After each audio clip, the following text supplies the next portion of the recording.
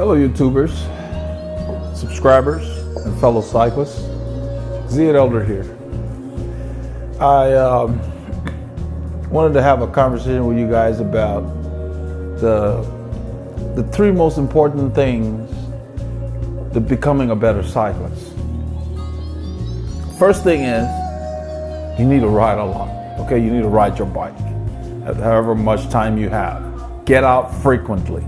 You know, there's no point in waiting till the weekend and packing in the hours.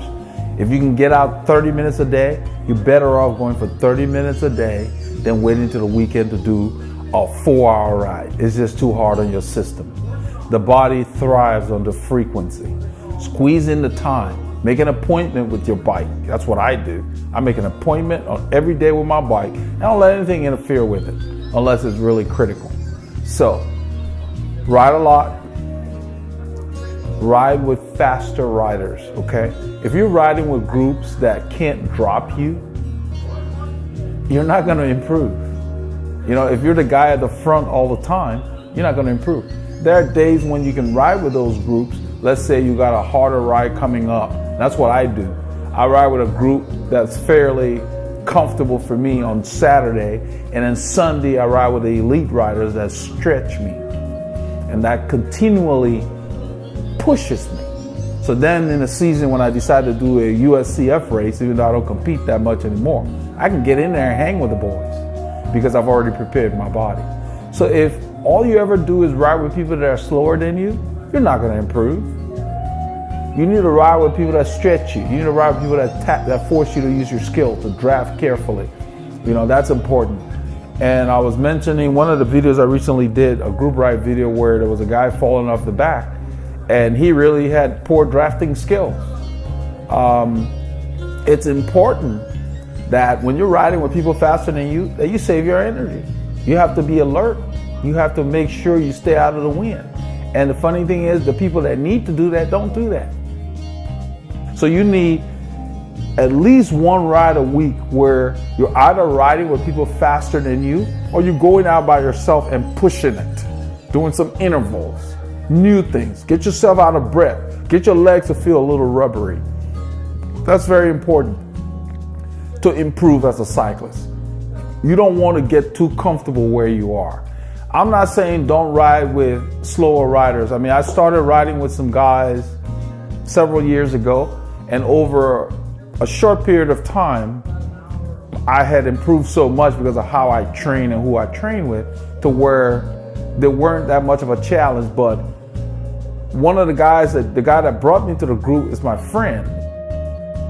And I wanted to keep riding with him. Even my wife said, well, don't, you know, because I said, you know, this group is not challenging me. She said, well, don't leave the group. He likes you being there. He looks forward to you being there. So what I started doing was I started putting things in my saddle bag to make the bike heavier.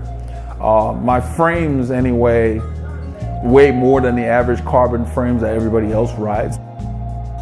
You know, so you want to make sure you continue to push yourself. You know, you want to make sure that you don't drop the people. I mean, you know, you don't give up on the people you like riding with because they're slower, but find a way to make the ride challenging. Sit in the wind more, sit at the front more.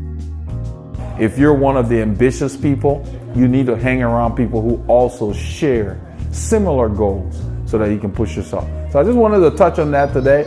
Leave your comments below, but it's important that you want to improve. You got to have people that's going to push you. You got to ride with groups that are faster than you because it makes you increase your ceiling. That's what it takes. And then you got to make sure, after all the things I've said, you recuperate. So there are three things: ride a lot, ride with faster riders, and recuperate. You need to get enough rest. When you come home, you need to make sure you drink. You got a 2-hour window after you ride, that the body is really at its efficiency in absorbing nutrients.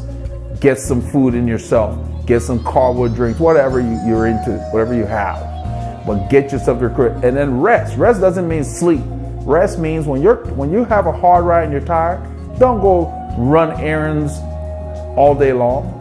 Put your feet up.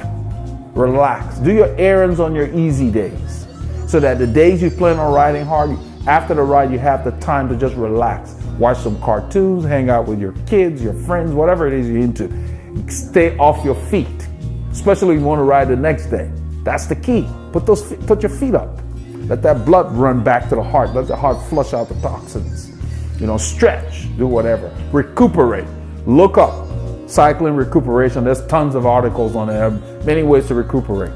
If you feel like you need a nap is a good thing actually if it's short, so it doesn't mess up your sleep. A 30-minute nap does wonders for your recuperation. But you got to stay focused and make sure it's short. So I just wanted to cover that briefly to just let you guys know that everybody has different goals. So if you're riding with riders that share your goals, that's a plus because they can encourage you. But you got to have your own goals and you got to have plans. You got to focus on, I need to ride with this group on this day. So that's my hard day. I'm going to ride with this group on my easy day. And that day you sit in. Don't be a hero every day. But if you want to stretch yourself, feel free. You can ride hard with the group that is not as challenging by staying at the front, sitting in the wind, not drafting perfectly, stay off the back so you get a full workout so you can see how it is to ride hard 2 days in a row. But if you never ride with a group that stretches you, then your improvement will be limited. It takes a lot of focus to push yourself. So you need a group every now and then. That's why people go to races. That's why most of the pros will use races for training because it's more intense. So keep that in mind. I just wanted to cover that. Be safe on the roads. Thanks for tuning in.